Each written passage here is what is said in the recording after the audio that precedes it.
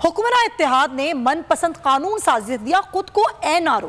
नैब तरमीमी bill के करिश्मे अब नजर आने लगे हैं। एहतसाब अदालतों ने रमजान शुगर मिल रेफरेंस और किडनी हिल्स रेफरेंस नैब को वापस भिजवा दिए। शहबाज शरीफ, हमजा शहबाज, सलीम मांडीवाला, एजाज हारून और दीगर मुल्जिमान को रिलीफ मिल गया। सासी करो, खुद ही रिलीफ ले लो। हुक्मरान इत्तेहाद की मनपसंद कानून सासी। नैब तरमीमी बिल 2022 के करिश्मे नजर आने लगे। शहबाज शरीफ, हमजा शहबाज, सलीम मांडवीवाला और एजाज हारून और दीगर मुल्जिमान को रिलीफ मिल गया।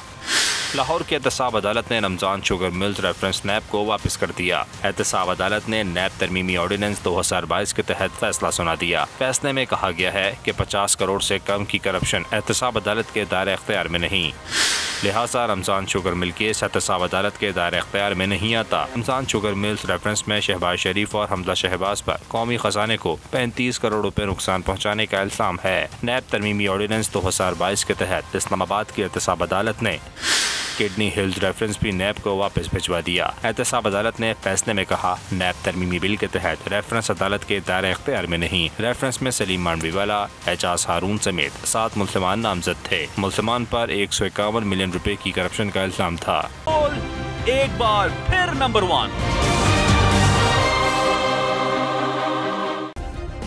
सब्सक्राइब करें और बेल दबाएं ताकि कोई खबर रह न जाए।